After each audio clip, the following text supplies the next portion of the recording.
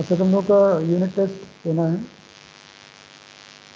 Unit test का time table मिल गया तुम लोग को सभी को? Yes sir. ठीक है, तो उसमें जो सिलेबस है CS का, तो सिलेबस में नोट करा देता हूँ। ठीक है, क्या टेस्ट कौन कौन से चैप्टर आएंगे इसमें।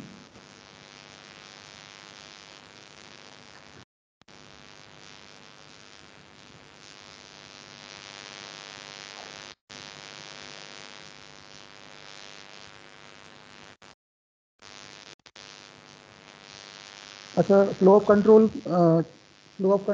चैप्टर नोट कर लो। फ्लो ऑफ कंट्रोल आएगा, और अभी मैंने स्ट्रिंग पढ़ाया है, ये चैप्टर भी आएगा। Flow of control, string. और फ्लो ऑफ कंट्रोल से पहले कौन सा चैप्टर था?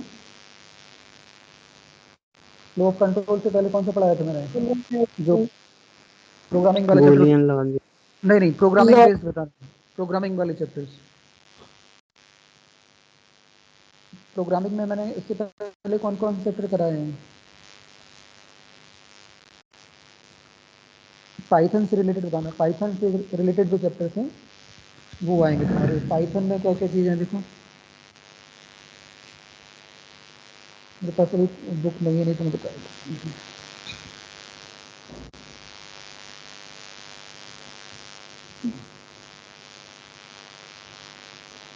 पाइथन का जो चैप्टर्स हैं उनके नाम बताओ जरा मेरे, कौन कौन से चैप्टर हैं पाइथन से रिलेटेड ओनली? फ्लो, हाँ, एक फ्लो ऑफ कंट्रोल हो गया। Function, string, function. नहीं, फंक्शन नहीं होगा, फंक्शन नहीं। जो सर सुमिता स्ट्रिंग्स। अरोड़ा वाली को, हाँ स्ट्रिंग हो गया, फ्लो ऑफ कंट्रोल हो गया। और उससे पहले कौन कौन से चैप्टर पढ़ाए मैंने? Getting started with Python. Getting started Python हो गया, और उसके बाद नेक्स्ट कौन सा था? सर उसके बाद सुमिता, तो फिर डेटा लिस्ट है। रिप्रेजेंटेशन। नहीं, डेटा रिप्रेजेंटेशन पाइथन का पार्ट नहीं है, वो अलग चीज़ है। मैं प्रोग्रामिंग की बात कर रहा हूँ ओनली। गुड तो मॉर्निंग उसके सर। बाद गुड न्याय मॉर्निंग। लगाता है बेटा।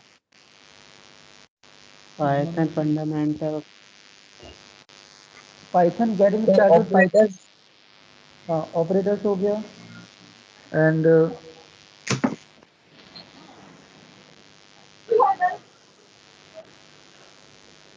चलो ठीक है, मैं अभी ये दो चैप्टर तो मैं बता ही देता हूँ। एक तो तुम्हारा स्ट्रिंग हो गया, और एक फ्लो ऑफ कंट्रोल। ये दोनों चैप्टर तो आएंगे ही, flow of control and string. और इसके अलावा जो सिलेबस होगा वो मैं कल तुम लोगों को बता दूंगा। ठीक है, या आज आज ही व्हाट्सएप ग्रुप में सेंड कर दूंगा। ठीक, तो पहले ये दो चैप्टर अच्छे से प्रिपेयर कर लेना, flow of control and string वाले चैप्टर। ये दो चैप्टर तो एग्जाम में आएंगे ही तुम्हारे। और इसके अलावा भी पाइथन से रिलेटेड जो भी चैप्टर्स हैं वो मैं बता दूंगा कौन कौन से आएंगे। ठीक है, स्ट्रिंग चल रहा था हमारा। स्ट्रिंग में हमने लास्ट में प्रोग्राम बनाया था टू फाइंड द बबल्स वाला किया था। I think bubbles find out करने थे इसमें, एक स्ट्रिंग के अंदर कि उसमें बबल्स है कि नहीं। ठीक है, तो लास्ट क्लास में काफ़ी कम बच्चे प्रेजेंट थे। आज भी कितने कम बच्चे? दो, तीन, चार, पाँच, छः, सात ही। इस क्लास में क्यों नहीं आ रहे हैं लोग?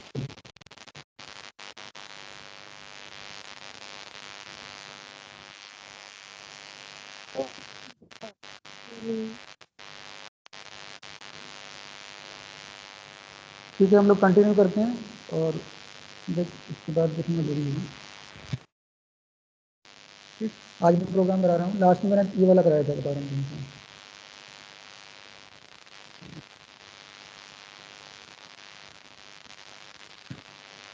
ये मैंने कराया था, write a program to replace all bubbles in the string with star symbol. ठीक है, ये प्रोग्राम जो 8.2 है ये वाला कराया था। Program to replace all bubbles in the string with star symbol. ठीक, ये मैंने समझा भी दिया था, जिसने क्लास अटेंड की होगी उसको समझ में आया होगा ये programme.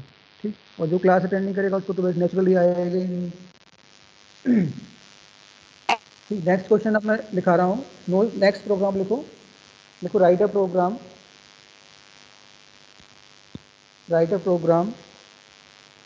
To input a string,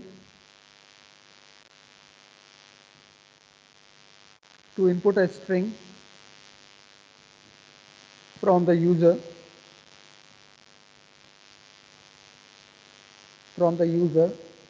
and print it in the reverse order,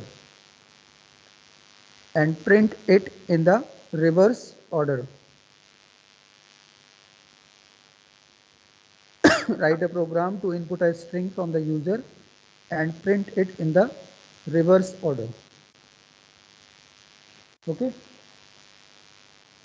programme में क्या करना है, रिवर्स करना है स्ट्रिंग को। हम एक स्ट्रिंग एंटर करेंगे और उसको हमें रिवर्स कराना है।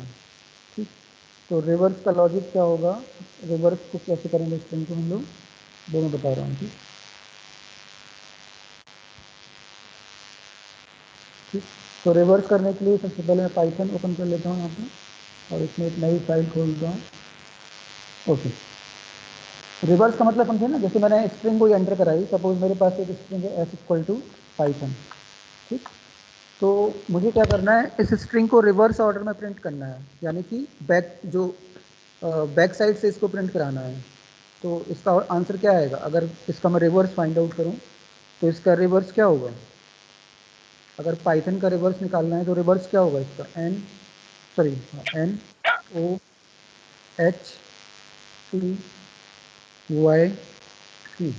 ठीक है, तो प्रोग्राम हमें ये बनाना है कि अगर हम कोई भी स्ट्रिंग एंटर करेंगे उसको रिवर्स ऑर्डर में प्रिंट करना है। ओके, और स्ट्रिंग हमें यूजर से लेना है, तो हमें क्या करेंगे, हम लोग सबसे पहले तो स्ट्रिंग को एंटर कराएंगे। तो s लिखेंगे इनपुट एंड ब्रैकेट में क्या लिखोगे, एंटर द स्ट्रिंग। ठीक, एंटर द स्ट्रिंग, एंटर हो जाएगा स्ट्रिंग। स्ट्रिंग एंटर हो गया। अब हम एक काम करते हैं कि एक ब्लैंक स्ट्रिंग बनाते हैं, ब्लैंक स्ट्रिंग। ठीक है, तो ब्लैंक स्ट्रिंग का नाम सपोज हमने r ले लिया, तो r यहाँ पे एक ब्लैंक स्ट्रिंग क्रिएट कर दी। ठीक है, r जो है वो क्या है, ब्लैंक स्ट्रिंग है, मतलब उसमें कोई भी कैरेक्टर नहीं है। अब मैं क्या करता हूँ, जो s है, s की लेंथ निकालता हूँ, तो l=len of s।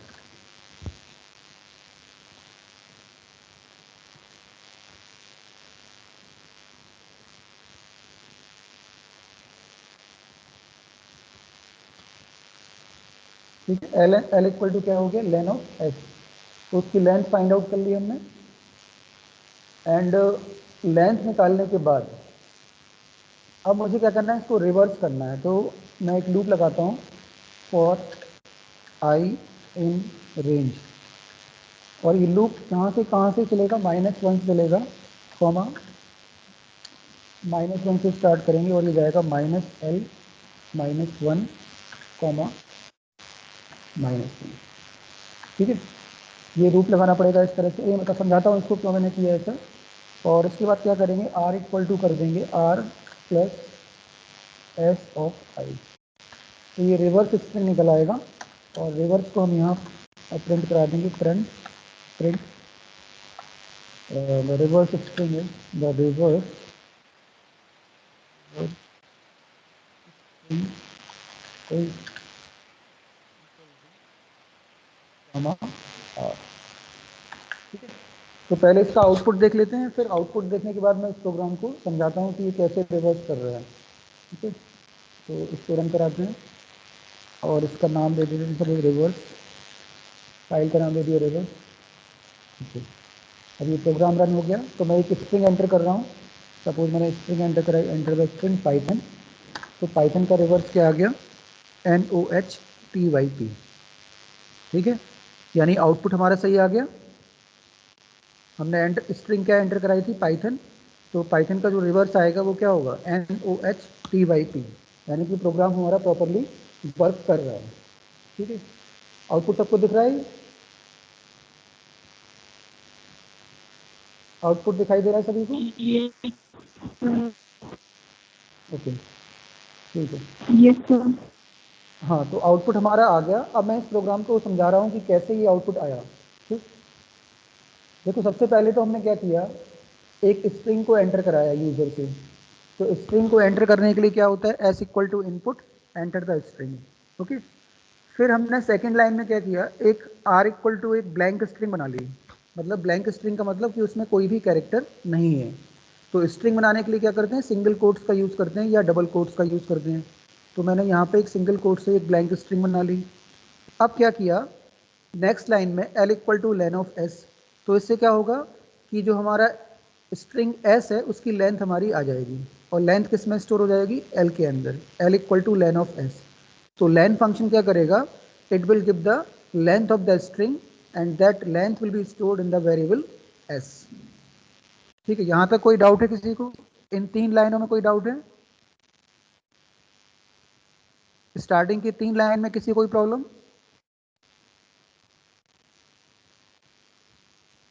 No sir. ठीक है, आई थिंक नहीं होने चाहिए, क्योंकि मैंने कुछ नहीं, स्ट्रिंग को इनपुट कराया और उसकी लेंथ निकाली और कुछ नहीं किया। ठीक है, अब देखो स्ट्रिंग को रिवर्स करना है। तो रिवर्स करने के लिए हम लोग क्या करेंगे, मैं इसको समझाता हूँ, राइट करके समझाता हूँ।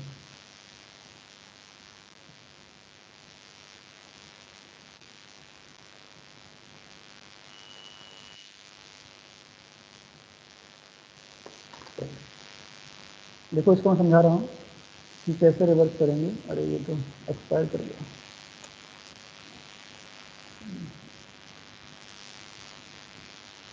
चलो कोई बात नहीं, इसको बताता हूँ।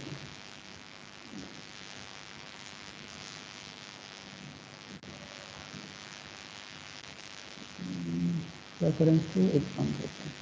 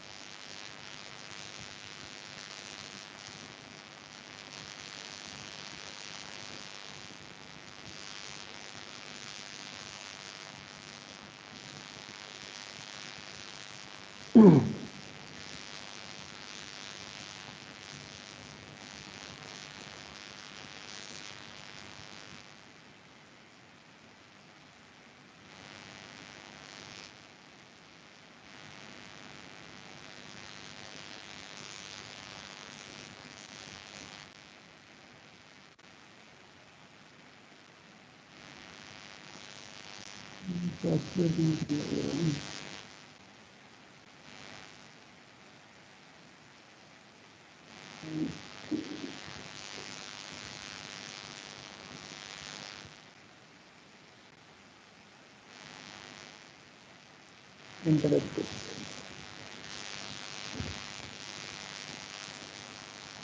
ठीक है, इसको इंस्टॉल होने दो, मैं जब तक बताता हूँ थोड़ा समझाने की स्थिति।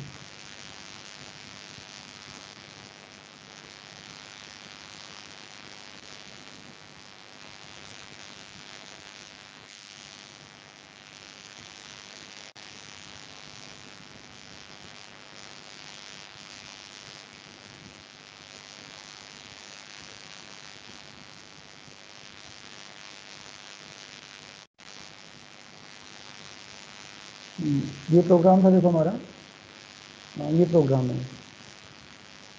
अब देखो ये जो मैंने लूप स्टार्ट किया, ये कहाँ से स्टार्ट किया, -1 से स्टार्ट किया, और इसको कहाँ तक लेके गए, -l-1 तक।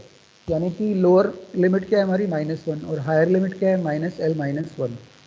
और ये स्टेप कितने का है, -1 का है। स्टेप की वैल्यू क्या है, -1। तो for I in range and lower value is -1। तो ये लूप कहाँ से स्टार्ट होगा, कोई बता सकता है ये लूप कहाँ से स्टार्ट होगा? क्योंकि मैंने रेंज में इसकी स्टार्टिंग वैल्यू -1 दी है। तो ये लूप कौन से कैरेक्टर को अभी करंटली शो कर रहा होगा, पॉइंट कर रहा होगा? -1 कहाँ पे होता है? लास्ट। हाँ, जो लास्ट कैरेक्टर होता है उसका इंडेक्स कितना होता है? -1 होता है ना। मैंने बताया था दो तरह की इंडेक्सिंग होती है, एक फॉरवर्ड इंडेक्सिंग और एक होती है बैकवर्ड इंडेक्सिंग। ठीक है, तो बैकवर्ड इंडेक्सिंग कहाँ से स्टार्ट होती है? बैक साइड से। तो वहाँ पे जो लास्ट कैरेक्टर होगा स्ट्रिंग का वो कौन से इंडेक्स पे होगा? -1 पे होगा। यानी कि हमारा जो लूप है वो इंडेक्स नंबर -1 से स्टार्ट हो रहा है और ये कहाँ तक जाएगा? -l-1। ठीक है, तो सपोज मैंने माना कि जो मेरा स्ट्रिंग है उसकी लेंथ मान लो मैंने मान ली कितनी है? लेंथ है 5 कैरेक्टर्स। ठीक है, लेंथ कितनी है उसकी? 5 कैरेक्टर्स हैं उसमें। तो फिर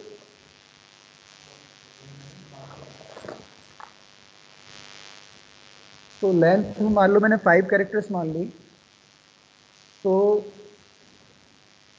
जो लास्ट कैरेक्टर होगा, सॉरी जो फर्स्ट कैरेक्टर होगा उसका इंडेक्स क्या होगा? अगर हम बैकवर्ड इंडेक्सिंग कर रहे हैं, अगर हम बैकवर्ड इंडेक्सिंग में जा रहे हैं और स्ट्रिंग की लेंथ है 5, तो हमारा फर्स्ट कैरेक्टर का इंडेक्स क्या होगा अकॉर्डिंग टू बैकवर्ड इंडेक्सिंग?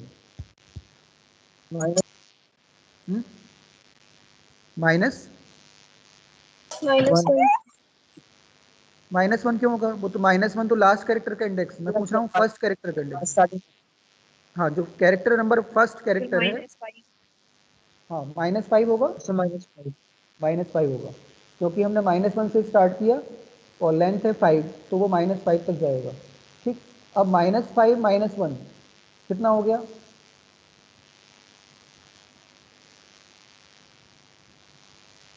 -5 और -1 कितना होता है?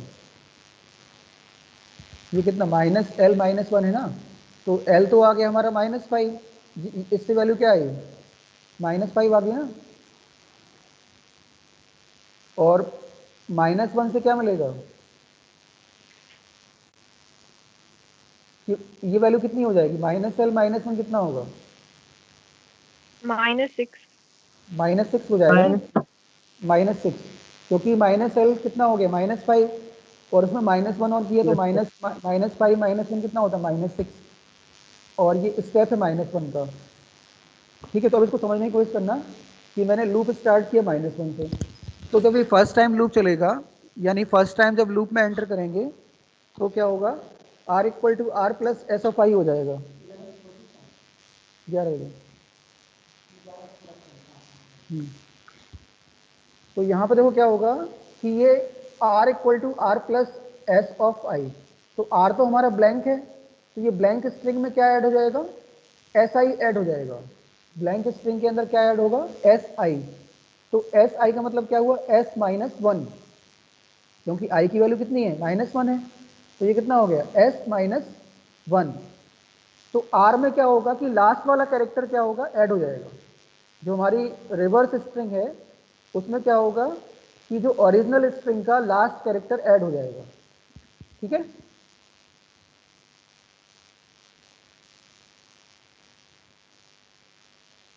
देखो अभी मैं ये बताता हूँ, लिख के दिखाता हूँ, समझ में आएगा, ऐसे नहीं आ रहा होगा।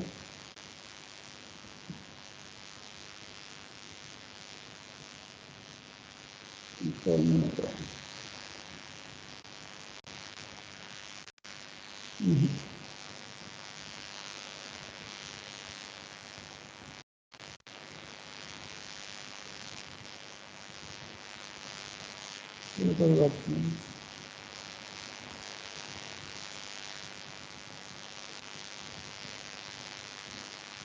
तो समझने की कोशिश करना। देखो मैंने पहले क्या बताया तुम्हें कि r = r plus S square bracket I. तो मुझे ये बताओ कि एस आई की वैल्यू क्या होगी? ओनली एस आई की वैल्यू क्या होगी? जब लूप फर्स्ट टाइम चलेगा तो एस आई की वैल्यू कितनी होगी? हाँ, क्योंकि हमने स्ट्रिंग को क्या माना है? पाइथन माना है। तो पाइथन माना है तो लास्ट कैरेक्टर कौन सा है हमारा? एन है। तो यानी कि ये जो एस आई की वैल्यू होगी दैट विल बी एन। तो वो एन किस में ऐड हो जाएगा? आर में ऐड हो जाएगा। और आर क्या है हमारा? ब्लैंक स्ट्रिंग है। तो ब्लैंक स्ट्रिंग में जब एन ऐड करोगे तो आर की वैल्यू क्या हो जाएगी? एन। क्योंकि ब्लैंक स्ट्रिंग के अंदर हम n ऐड कर रहे हैं, तो ब्लैंक के अंदर जब कुछ ऐड करेंगे तो वो क्या हो जाएगा, n हो जाएगा ना, r equal to blank string plus n। तो r की वैल्यू कितनी हो Yes, गई, sir. n हो गई। ओके, ठीक है, इतना समझ में आ गया। अब ये लूप रिपीट होगा, और रिपीट होने के बाद अब i की वैल्यू कितनी हो जाएगी, सर रिपीट ओ जब होगा तो i होगा, i की वैल्यू, i की वैल्यू, मैं i की वैल्यू पूछ रहा हूँ। i -1 से स्टार्ट हुआ था ना, i ये सर -2 हो जाएगा, क्योंकि स्टेप क्या है, -1 माइनस का है, स्टेप -1 का है। तो जो स्टार्टिंग वैल्यू -1 थी, अब उसमें -1 और हो जाएगा, तो -1 कितना हो गया, -2। ठीक है, माइनस हाँ ठीक है। अब वापस हम लूप में आएंगे, जब लूप में आएंगे तो फिर से क्या होगा, r equal to r plus S of I होगा। तो लास्ट टाइम हमारे r की वैल्यू कितनी थी, n थी। अब n में एन क्या ऐड होगा, n में क्या ऐड हो सर जाएगा, ओ एस आई।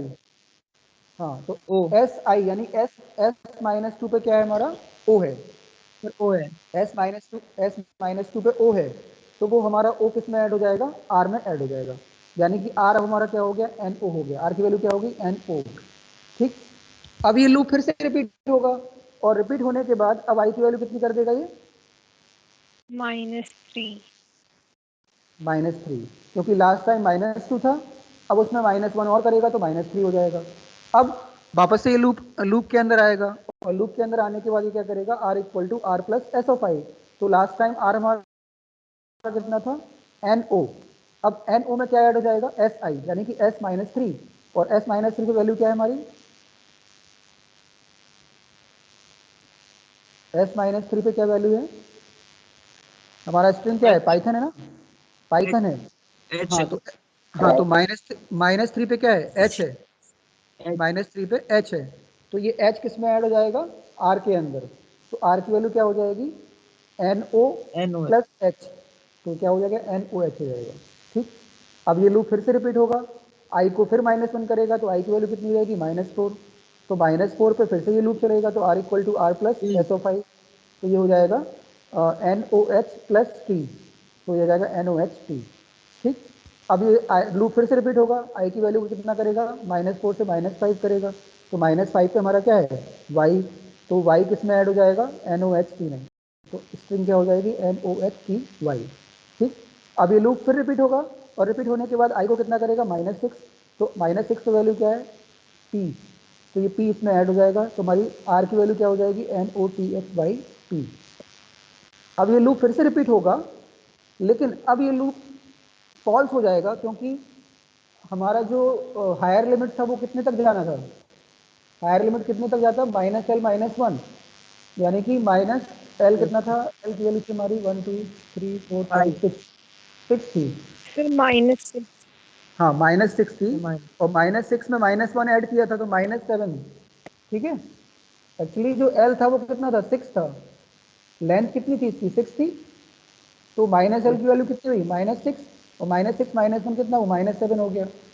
तो ये हायर लिमिट कितनी है इसकी, -7। बट ये एक्चुअली -7 तक नहीं जाएगा, कहाँ तक जाएगा, माइनस सिक्स -6। -6 तक। ठीक है, क्योंकि उससे एक कम जाता है। तो -7 से पहले क्या आएगा, -6 आएगा, क्योंकि हम बैकवर्ड जा रहे हैं ना। तो बैकवर्ड में पहले क्या मिलेगा, -6 मिलेगा, और फिर -7 आएगा। तो -7 तक नहीं जाना है हमें, कहाँ तक जाना है, ओनली -6 तक जाना है। ठीक है, यानी कि ये लूप -6 के बाद फिर ये एग्जीक्यूट नहीं होगा, क्योंकि इसकी मैक्सिमम रेंज क्या थी, -7। तो -7 का मतलब ये है कि उससे एक कम वैल्यू तक एग्जीक्यूट होगा, यानी -6 तक एग्जीक्यूट होगा।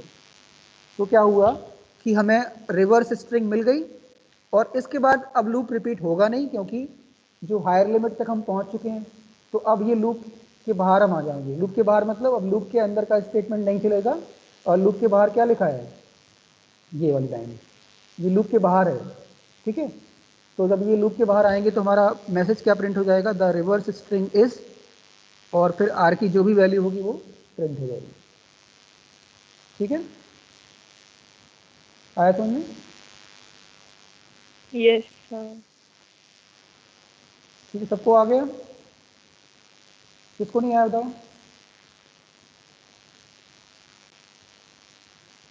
प्रोग्राम समझ में आया सबको, सर हम्म? निखिल आगे समझ में? Yes sir. दीक्षा?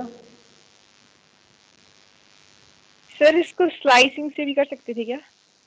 हाँ स्लाइसिंग से भी कर सकते हैं, वो भी मैं बता देता हूँ अभी, स्लाइसिंग वाला भी। ठीक है, और नितिन आगे समझ में? Yes, sir. मंथन?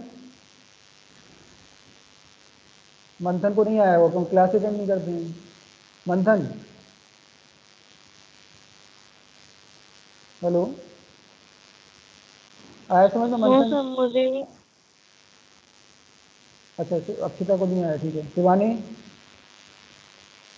यस सर आ गया। मनोतोष? Manotosh Yes, sir. आ गया। आ गया? हाँ Yes, ठीक है, sir. रिवीजन करो और क्लास रेगुलर अटेंड किया करो, ध्यान रखो। अगर क्लास मिस करोगे तो फिर चीज़ें समझ में नहीं आएंगी। अब एक्चुअली क्लास अगर तुम ज्वाइन करोगे तो कुछ तो समझ में आएगा, मैं ये बोल रहा हूँ, और क्लास अटेंड नहीं करोगे तो फिर तो कुछ भी नहीं आना है।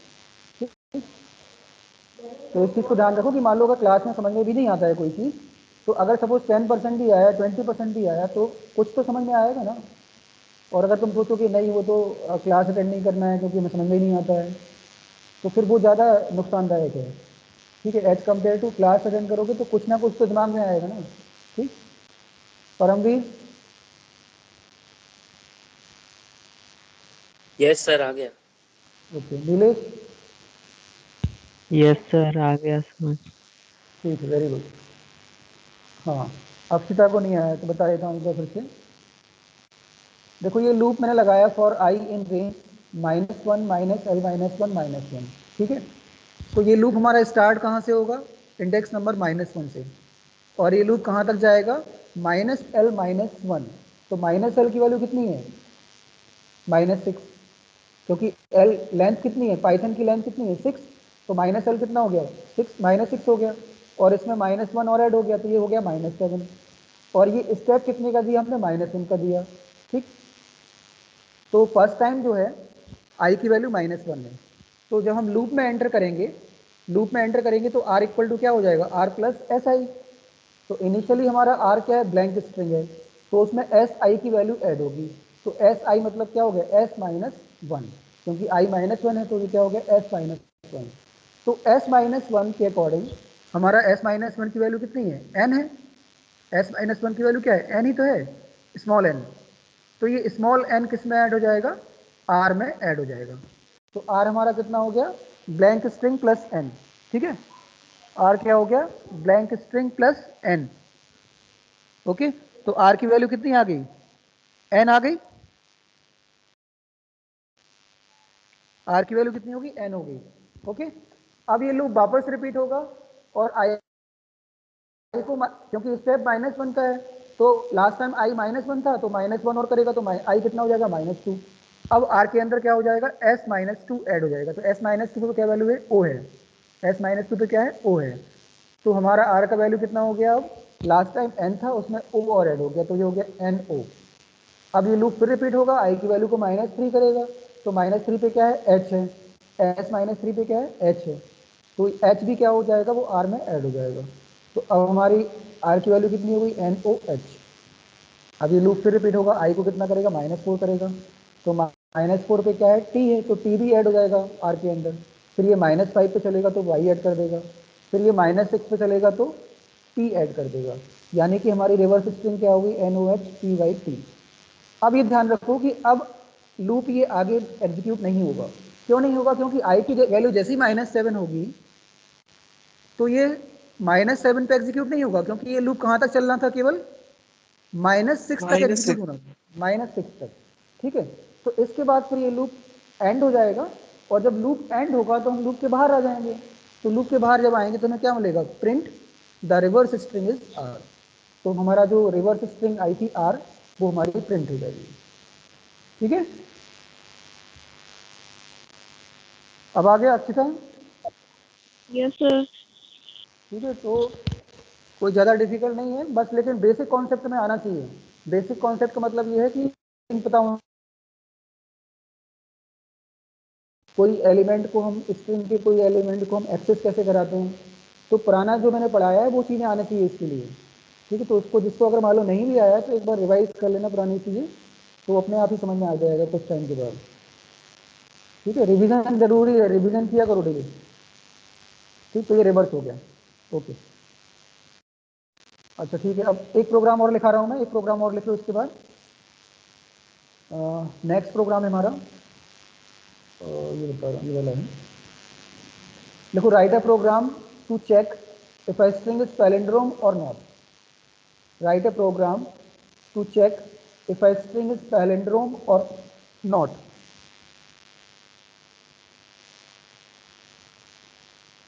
Write a program to check if a string is palindrome or not.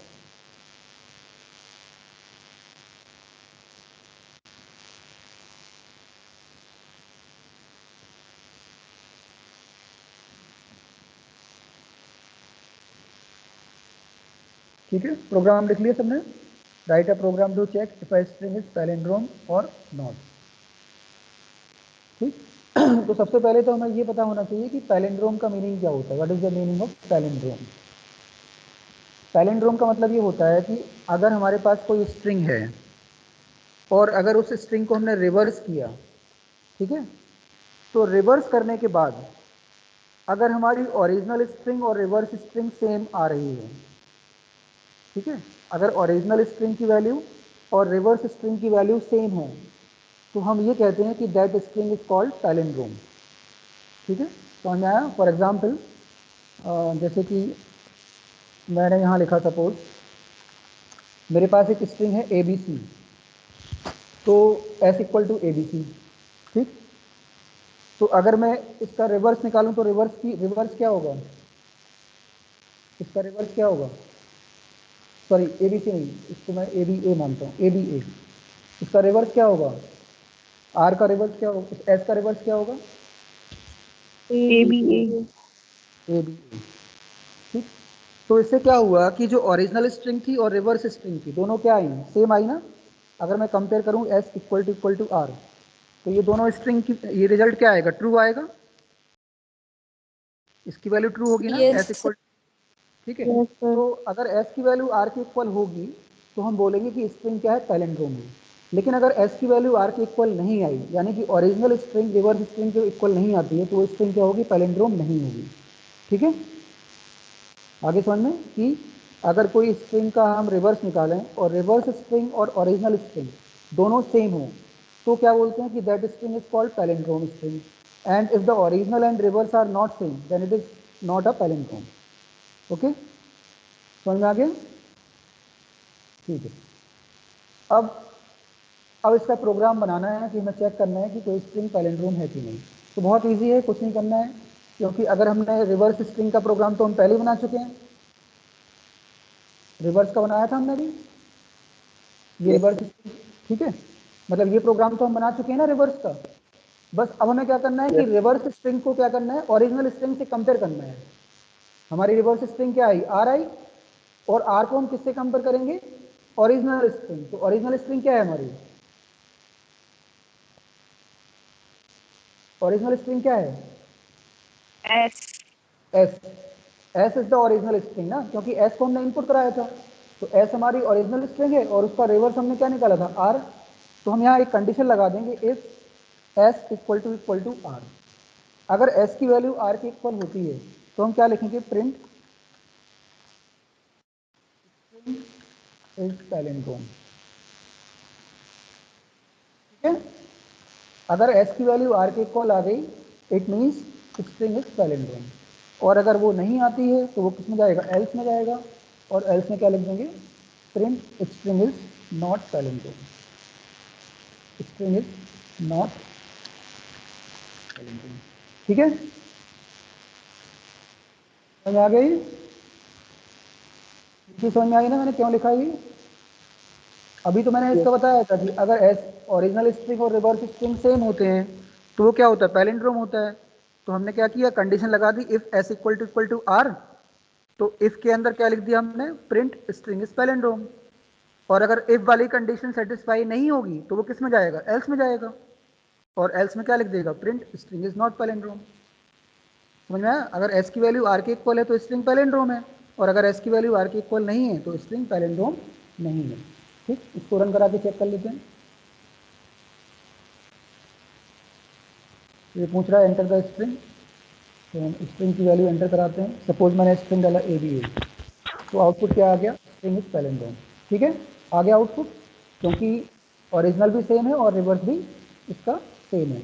Original string क्या थी हमारी, ABA, और रिवर्स स्ट्रिंग क्या आया, ABA, तो दोनों स्ट्रिंग क्या हो गई, सेम हो गई ना। ठीक, तो आउटपुट क्या आएगा, स्ट्रिंग इज पैलिंड्रोम। ठीक, अब सपोज मैं इसको फिर से रन कराता हूँ एक बार, और अब की बार मैं स्ट्रिंग को डालता हूँ पाइथन।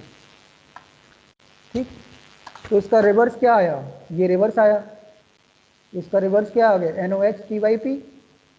तो यहाँ पे क्या हो रहा है कि ओरिजिनल स्ट्रिंग और रिवर्स स्ट्रिंग सेम नहीं है, तो आउटपुट क्या आया, स्ट्रिंग इज पैलिंड्रोम।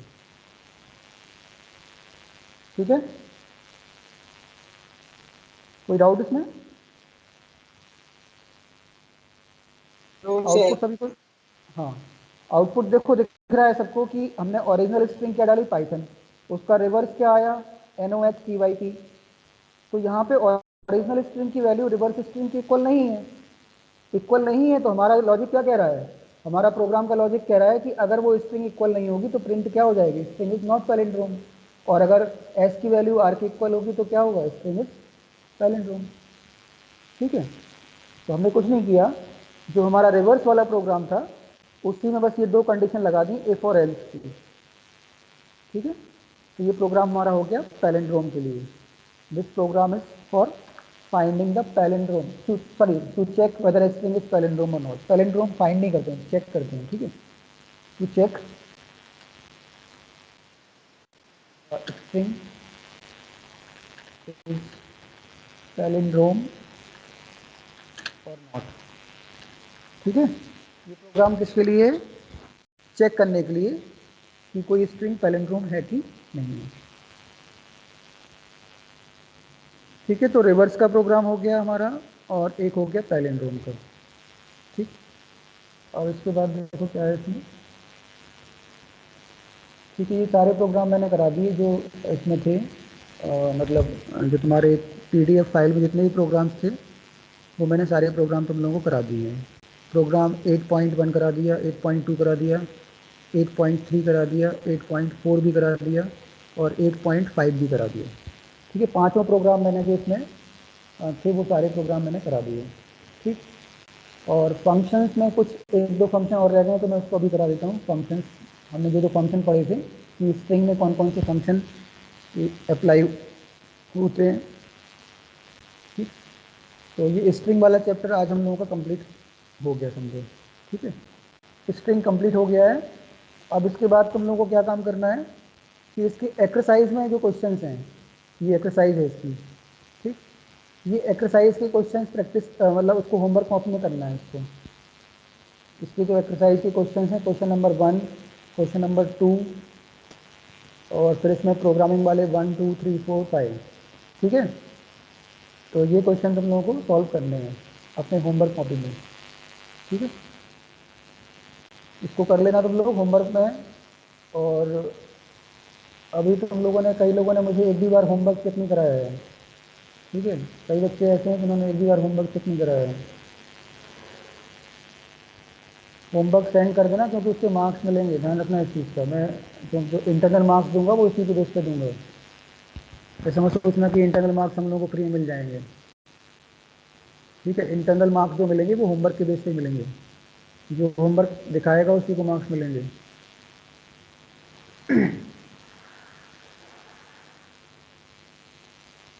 ठीक, होमवर्क के सारे क्वेश्चन कर लेना, ज़्यादा क्वेश्चन नहीं है, केवल 5 ये हैं और 2 ये हैं, 7 क्वेश्चन हैं टोटल। ठीक, अच्छा, अब ये कुछ फंक्शंस रह गए हैं तो मैं बता देता हूँ कौन कौन से फंक्शन रह गए हमारे। मैंने ये कराया था, इज लोअर और इज अपर करा दिया था कि नहीं कराया था, is lower is upper. Is lower और इज अपर फंक्शन हो गया था क्या?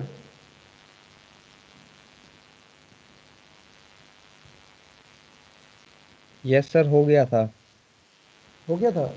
और लोअर और अपर, लोअर एंड अपर भी हो गया था, lower and upper. Yes sir, ये भी हो गया है। अच्छा ठीक है। और लेंथ तो मैंने करा दिया था, टाइटल भी करा दिया था। ठीक है, अब इसके बाद में कराना है एज लोअर हो गया, एज अपर हो गया। हाँ ठीक है। अब इसके बाद मैं कराता हूँ, एक तो है हमारा रिप्लेस फंक्शन कराना है, रिप्लेस कराना है, और एल स्ट्रिप, आर स्ट्रिप और एस स्ट्रिप। तो पहले रिप्लेस फंक्शन नोट कर लो, ये वाला रिप्लेस। ठीक है, रिप्लेस का सिंटेक्स लिख लो। ये जो लिखा है रिप्लेस, और ब्रैकेट में लिखना है old S T R comma new S T R. मैं इसको लिख देता हूँ यहाँ पर। रिप्लेस किस तरह से यूज़ करना है, इसका सिंटेक्स जो है वो इस तरह से यूज़ होता है। रिप्लेस फंक्शन का नाम है, इसमें हम एक ओल्ड स्ट्रिंग देंगे, ओल्ड एस टी आर मतलब old string, old S T R comma new S T R. New S T R का मतलब है कि न्यू स्ट्रिंग क्या है हमारी। ठीक, old S T R comma new S T R.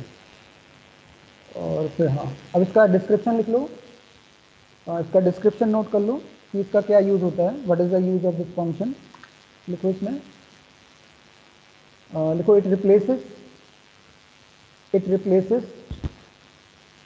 all occurrences all occurrences of old string with the new string. It replaces all occurrences of the old string with the new string. ठीक है, old string के जितने भी occurrence हैं उसको किससे replace करेगा, new string से करेगा। फॉर एग्जाम्पल, मैं इसका एग्जाम्पल लिखाता हूँ। ठीक है, यहाँ पे एग्जाम्पल लिख लो। जैसे कि मैंने एग्जाम्पल लिखा, सपोज मेरे पास एक स्ट्रिंग है एस इक्वल टू, और उसकी वैल्यू है हेलो वर्ल्ड, हेलो वर्ल्ड। ठीक, ये मेरे पास स्ट्रिंग है। अब मैं क्या कर रहा हूँ कि इस पर लगा रहा हूँ रिप्लेस फंक्शन। तो रिप्लेस फंक्शन में क्या करेंगे कि s1 डॉट रिप्लेस, और इसमें ओ कॉमा स्टार कर देते हैं। यहाँ पे मैंने लिखा एस डॉट रिप्लेस, और इसमें क्या किया, एस डॉट रिप्लेस में कि सॉरी, यहाँ पे जो हमारा कैरेक्टर ओ है, जहाँ जहाँ भी कैरेक्टर ओ आएगा उसको हम किससे रिप्लेस करेंगे, स्टार सिंबल से रिप्लेस करेंगे, एस्ट्रिक से। ठीक है, इसका मीनिंग ये हुआ कि जो ओरिजिनल स्ट्रिंग है हमारी एस, तो एस में जहाँ पे भी ओ आ रहा है वो किससे रिप्लेस हो जाएगा, स्टार से रिप्लेस हो जाएगा।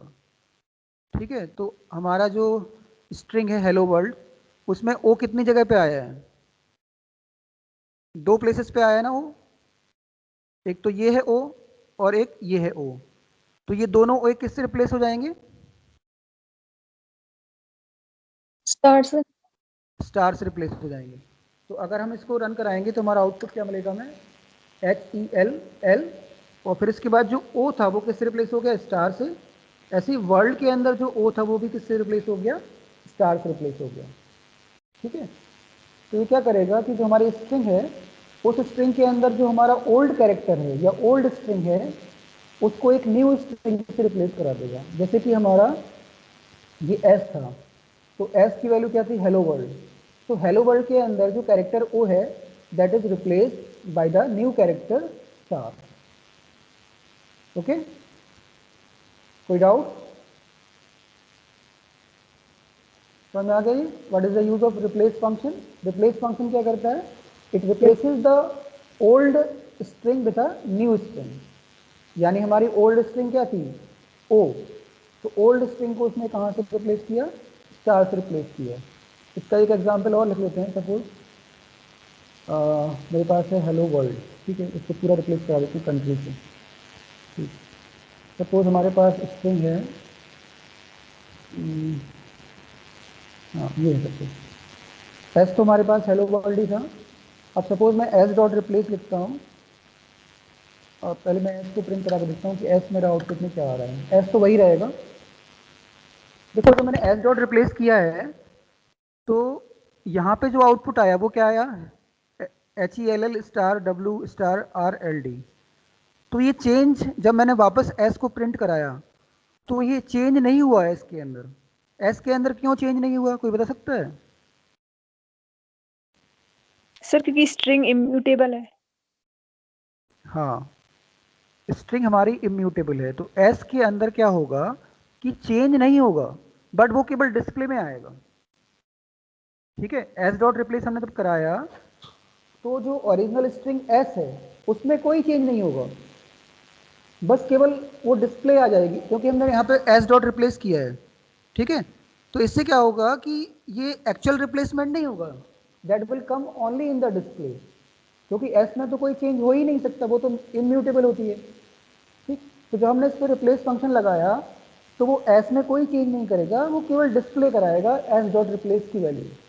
ठीक है, लेकिन अगर हम इस तरह से करते, अगर हम लिखते x इक्वल टू ये लाइन लिखते ये, ठीक है, और इसके बाद अगर हम x को प्रिंट कराते हैं तो अब बताओ x क्या करता है, x में चेंज होता कि नहीं होता?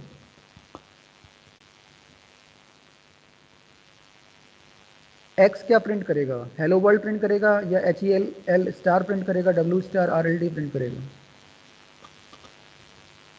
x की वैल्यू क्या होगी, हेलो वर्ल्ड होगी या उसमें स्टार के साथ वैल्यू आएंगी?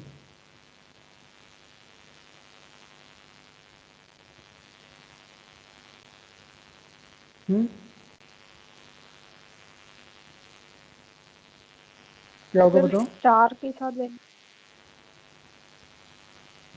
स्टार के साथ वैल्यू आएंगी, क्योंकि हमने क्या किया, जो S डॉट रिप्लेस था उसको एक वेरिएबल में स्टोर कर लिया। पहले हमने क्या किया कि S डॉट रिप्लेस को कहीं स्टोर नहीं कराया था, यहाँ पे क्या कर रहे हैं कि हमने S डॉट रिप्लेस को केवल डिस्प्ले कराया है, और डिस्प्ले करा के उसको कहीं पे स्टोर नहीं किया। जब स्टोर नहीं कर रहे हैं तो हमारा जो S था वो सेम ही रहेगा जो एक्चुअल S था। और इस केस में क्या किया कि जो S डॉट रिप्लेस की जो वैल्यू आ रही थी उसको हमने एक नए वेरिएबल X में स्टोर कर दिया। तो यहाँ से जो भी वैल्यू आएगी that will be stored inside the variable x, और जब x को हम प्रिंट करेंगे तो उसका आउटपुट क्या होगा, चेंज आउटपुट आएगा हमें, क्योंकि x तो हमने एक नई स्ट्रिंग बना ली ना, x हमारा क्या हो गया, एक नई स्ट्रिंग हो गया। ठीक है, x is a new string, तो नई स्ट्रिंग में तो हम क्या किया, s डॉट रिप्लेस कर दिया, तो s डॉट रिप्लेस से जो भी वैल्यू आएगी that will be stored inside the variable x, तो x हमारा एक नया स्ट्रिंग बन जाएगा, और x की वैल्यू जब हम प्रिंट करेंगे तो वो हमारा चेंज स्ट्रिंग आएगा। ठीक, इस चीज़ को ध्यान रखना कि अगर हम केवल डिस्प्ले करा रहे हैं या उसकी वैल्यू को कहीं स्टोर भी कर रहे हैं, अगर स्टोर कर रहे हैं तो फिर वो उस नए वेरिएबल में चेंज वैल्यू आ जाएगी, और अगर हम उसको स्टोर नहीं कर रहे हैं तो हमारा जो ओरिजिनल स्ट्रिंग था वो एज इट इज रहेगा, और आउटपुट में केवल चेंज डिस्प्ले आएगा। ठीक है, ओके। अब सपोज हमने क्या किया कि जो हमारा एस था हेलो वर्ल्ड, अब इसमें हम क्या करते हैं, एस डॉट रिप्लेस, इसमें लिखते हैं जो हमारा वर्ल्ड है, सपोज वर्ल्ड, इसको हम रिप्लेस करा रहे हैं किससे, एक नए वर्ड से रिप्लेस करा रहे हैं कंट्री से। ठीक है, ओके। तो अब आउटपुट क्या आएगा बताओ, एस डॉट रिप्लेस, और हमारा ओल्ड जो स्ट्रिंग है वो क्या है, वर्ल्ड, तो वर्ल्ड को किससे रिप्लेस कराना है, कंट्री से, तो हमारा आउटपुट क्या आएगा वो तो, हेलो कंट्री।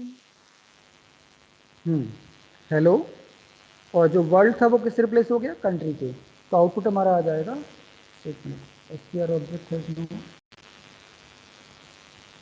रिप्लेस की स्पेलिंग कर लेती है यहाँ पे, रिप्लेस की स्पेलिंग, तो ये आउटपुट आ जाएगा हेलो कंट्री। ठीक, और अगर मैं लिखता हूँ y equal to S dot replace, और उसके बाद अगर y को प्रिंट करता हूँ तो y की वैल्यू कितनी होगी, y कितना आएगा, sir hello country. Hello country. ठीक, y है आएगा, और s कितना आएगा, what is the value of s,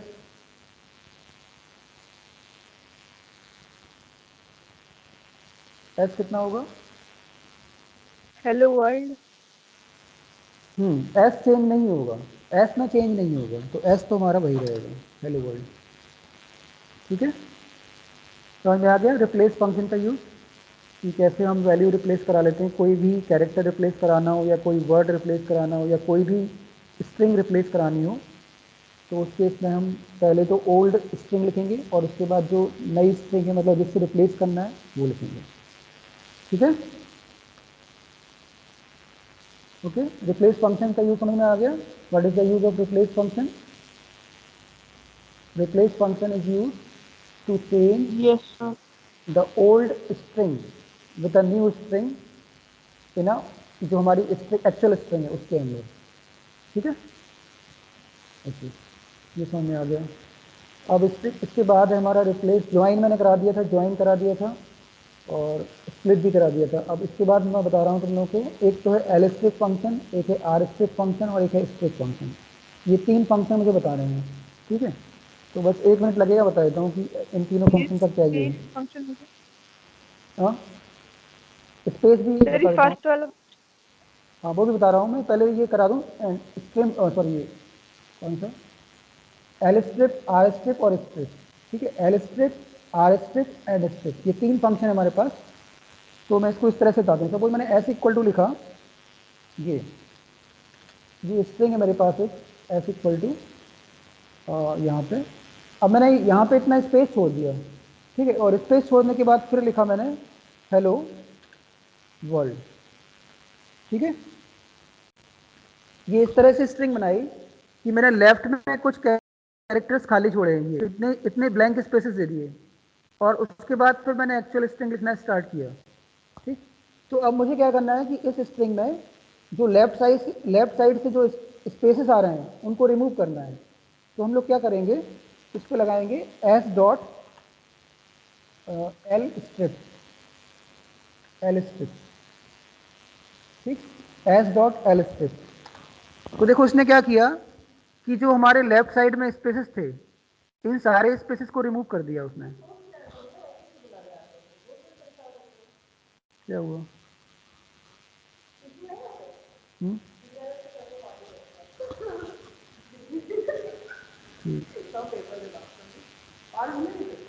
हाँ, ठीक है, समझ में आ गया। ये एल स्ट्रिप ने क्या किया, it is removing space from the left side. जो लेफ्ट साइड में जितने भी स्पेसेस थे, they are removed with the help of L strip function. ठीक है, अब ऐसे सपोज मैंने अगर एस इक्वल टू लिखा होता, इस तरह से लिखा होता, hello world and, hello world, and इसके बाद मैंने यहाँ स्पेसेस दे दिए राइट साइड, मतलब मैं जो सिंगल कोट से यहाँ क्लोज करना चाहिए था, बट सिंगल कोट मैंने आगे क्लोज किए। कुछ स्पेसेस देने के बाद तो हम क्या करेंगे, अगर मैं इस पर लगाऊं एस डॉट आर स्ट्रिप, तो ये क्या करेगा, जो स्पेसेस होंगे उनको रिमूव कर देगा। ठीक है,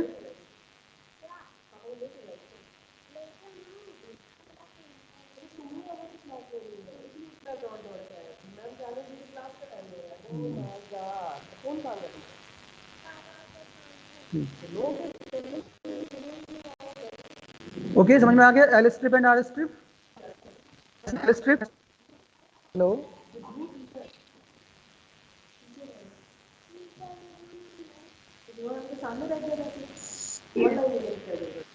ये आ गया समझ में, L strip and R strip. ठीक है, तो ये एल स्ट्रिप मीन्स क्या करता है, it remove spaces from the left side, and R strip क्या करता है, remove spaces from the right side. ठीक है, और एक स्ट्रिप फंक्शन और होता है, वो क्या करेगा, एक सेकंड बस बेटा, 1 मिनट करते हैं। एस इक्वल टू, अगर सपोज मैंने दोनों तरफ स्पेस दी है, मान लो मैंने लिखा इस तरह से लिखा, यहाँ लेफ्ट साइड, एक मिनट, एक लेफ्ट साइड में स्पेस दिया और एक राइट साइड में स्पेस दिया। ठीक, दोनों तरफ स्पेस डाल दिया और यहाँ स्पेस डाला। तो अब मेरे पास स्पेस कहाँ है, लेफ्ट में भी है और राइट में भी है। तो अगर मेरे लेफ्ट साइड तो एस डॉट स्ट्रिप, ठीक है, एस डॉट स्ट्रिप। तो ये क्या करेगा, दोनों तरफ से स्पेस हटा देगा, ठीक है। लो, ओके, ठीक है। तो ये तीनों फंक्शन नोट कर लेना, L strip, R strip and strip. ठीक है, फिर मैं क्लास एंड कर रहा हूँ, लीव कर दो लो। Okay thank you sir.